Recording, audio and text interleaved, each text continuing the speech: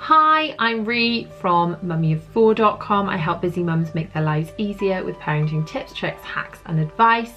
And today I'm going to share with you my method for phasing in naps for a nap resistant baby or toddler. Following this gentle system with your nap resistant child will mean that nap time will no longer be battle time.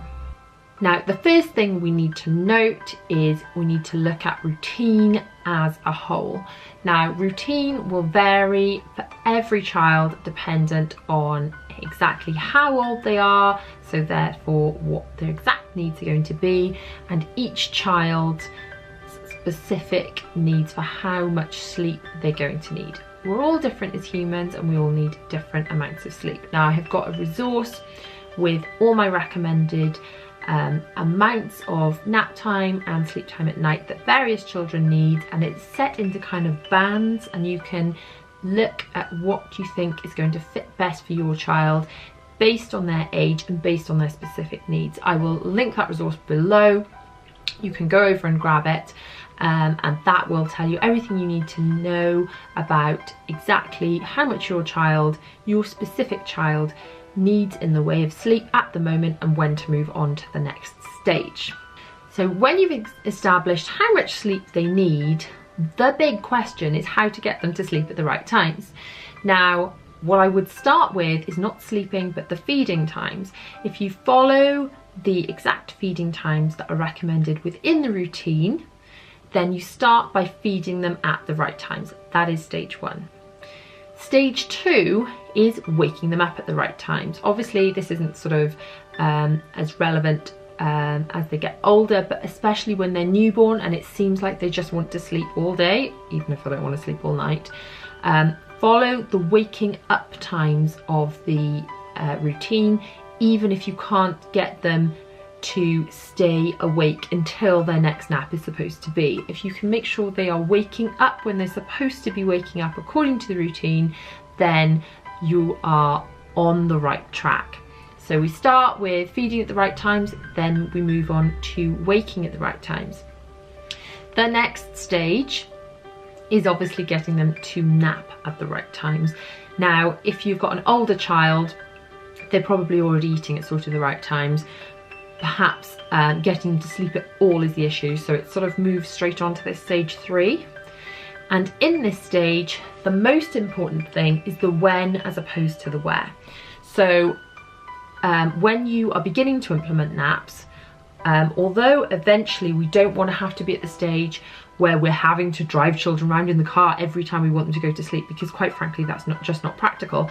When you were starting to implement a nap routine, it's a kind of a do whatever it takes to get them to sleep, because once their bodies are used to sleeping at those times, it's going to be much easier to transition them from sleeping perhaps somewhere you don't want to sleep, but at least they're sleeping in the right time, into sleeping in a cot or a bed, compared to sleeping all over the shop to sleeping directly, napping at the right times in a cot is a bit of a big jump. So the first stage would be do whatever it takes to get them to sleep. So if that's take them out for a walk in the pushchair, if that's put them in the car, if you're currently feeding them to sleep, do that. Just get them to sleep at the right times.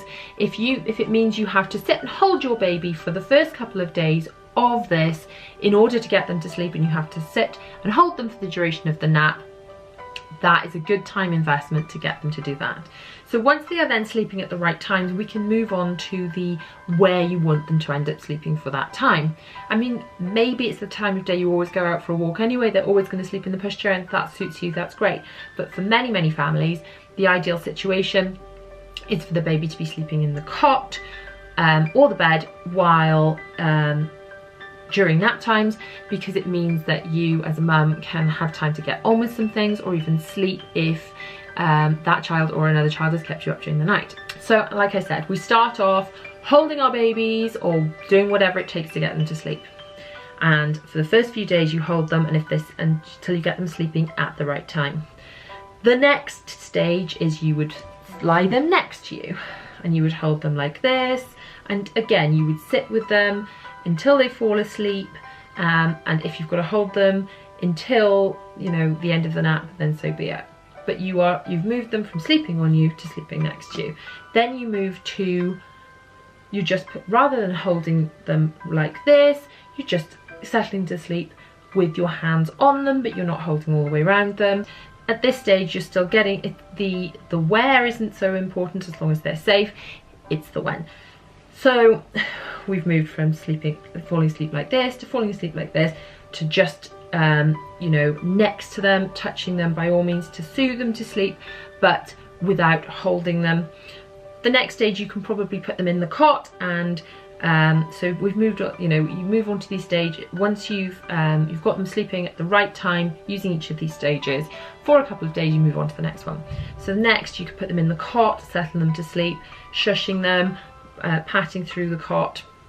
From there, you can put them in the cot and just shush them to sleep, just talking to them, and then eventually you will be able to put them in the cot and say, night night now, it's time to go to sleep, shh, shh, off to sleep, and leave the room.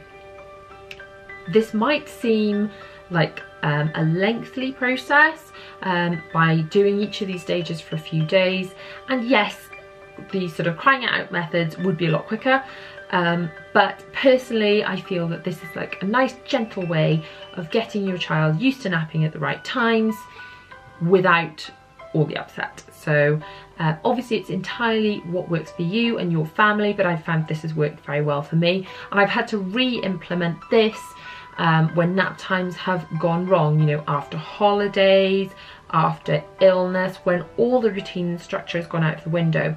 I've gone back to this method time and time again in order to get us back on track with routine. So that would be my kind of suggestion. It's the first look at the routine, say check out the link, download the routine. It's a PDF printable. You'll be able to go through it, decide what's right for your child, go to the eating at the right time first, then the waking up from naps at the right time, then as I said, third stage, might jump straight to this one if it's a toddler, then it's sleeping at the right time, and then it's moving on sleeping at the right time in the right place. And then you can use that method where you start by holding them and gradually each few days move slightly further away from them until you are just soothing with your voice, putting them in the cot, saying goodnight and leaving the room. So I hope you found this video useful. If you have, please give it a thumbs up. Leave me a comment to let me know how you're getting on. And don't forget to subscribe and hit the bell to make sure that you are notified whenever I post a new video. So thank you so much for joining me. Good luck with your baby, their routine and their sleep. Like I said, leave me a comment, let me know how you get on. I always love to know how everyone is getting on, and I will speak to you guys very soon. Bye.